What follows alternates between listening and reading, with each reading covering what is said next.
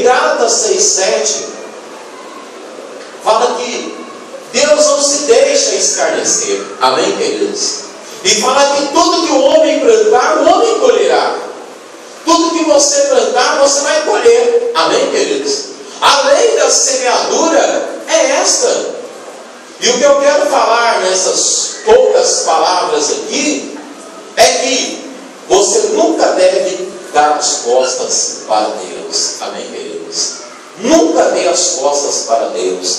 Porque o dia que você dê as costas para Deus, você se dá de frente com o diabo. Nunca dê as costas para Deus. Fala para o seu irmão, para a sua irmã. Nunca dê as costas para Deus. Porque no dia que você der as costas para Deus, você dá de frente com o diabo. Queridos, olhem, presta atenção. Nós somos tirados da escravidão. Nós somos tirados de uma nação de pecado. Nós somos tirados de um mundo pecaminoso, de um local de trevas. E muitas vezes, queridos, nós de lá viemos e depois estamos na igreja, estamos bem, mas às vezes não conseguimos entender o projeto de Deus. Não conseguimos entender quem é Deus na nossa vida. Às vezes ficamos limitando Deus em algum aspecto da vida, em algum momento da nossa trajetória, nós ficamos lamentando, por que isso, por que aquele outro, e não entendemos o propósito divino. No Salmo 24, igreja, diz que todas as coisas pertencem a Deus. Deus é dono de tudo. Amém, queridos? Deus é dono de tudo, querido. Todas as coisas que existem no céu, na terra, no mar, tudo é de Deus. No Salmo 50, no verso 10, 11 e 12, a Bíblia fala que Deus fala assim: se eu tivesse fome, eu comeria, porque eu tenho tudo que eu preciso. Amém, queridos? Deus está se declarando. Eu quero ler para você. Necessariamente você não precisa abrir, mas se quiser abrir não tem problema também. Salmos capítulo número 50. É necessário nós compreendermos isso. Deus ele está falando: se eu tivesse fome, eu comeria. 50, no verso de número 10. Pois meu é todo animal da selva, e o gado sobre milhares de colinas. Conheço todas as aves dos montes, e é meu tudo que se move no campo. Se eu tivesse fome, não te diria, pois meu é o mundo e tudo o que nele há. Deus está falando, querido, que se ele tiver alguma necessidade, ele pega as necessidades e ele se supre em si mesmo. Então, nós precisamos entender o projeto de Deus, o plano de Deus. Lá no livro de 1 Crônicas, no capítulo de número 29, nos versos 2 e 3, a palavra de Deus diz algo interessante para nós. O verso 2: eu, com todas as minhas forças, já preparei para a casa do meu Deus ouro para as obras de ouro, prata para as de prata, bronze para as de bronze, ferro para as de ferro, madeira para as de madeira, pedra de ônix, pedra de engates, pedras de ornato, pedras de várias cores, toda sorte de pedras preciosas e mármore, tudo em abundância. Amém, queridos? O rei Davi está falando: eu já preparei tudo para a obra de Deus, eu já preparei tudo.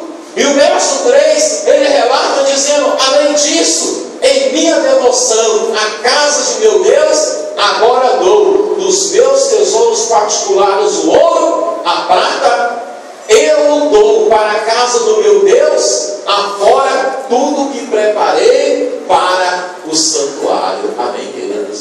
O que Davi está dizendo aqui, querido? Davi está dizendo: eu, na minha experiência, como guerreiro, como vencedor, como derrotador de vários reis, várias nações, eu preparei tudo para a obra, tudo para a casa de Deus. Mas ele está sendo muito claro: eu, dos meus tesouros, também eu tirei. Amém, queridos? Então, nós precisamos de quê, queridos? Abrir o tesouro abrir o nosso tesouro e abençoar o reino de Deus, liberar a palavra que Deus tem para nossas vidas. E no mesmo capítulo 29 de Crônicas, a Bíblia diz que o povo não dá voluntariamente, mas que o povo se alegra porque os líderes dão. O povo se alegrou com as ofertas voluntárias que seus chefes fizeram. Então olha aqui, o povo se alegrou com as ofertas voluntárias que seus chefes fizeram. O que significa isso? Significa que a multidão, a massa, não abre seu coração quando se fala de sacrifício. E aí está a resposta, porque a maioria das pessoas da igreja não consegue prosperar. Aí está a resposta, porque a grande maioria das pessoas lamentam, porque aqui somente a liderança. É isso que está escrito na Bíblia. O povo se alegrou com as ofertas voluntárias que seus chefes fizeram, pois de coração íntegro deram eles ao Senhor. O 10, louvou Davi ao Senhor perante toda a congregação, dizendo: bendito és tu, Senhor Deus de nosso Pai Israel, de eternidade em eternidade.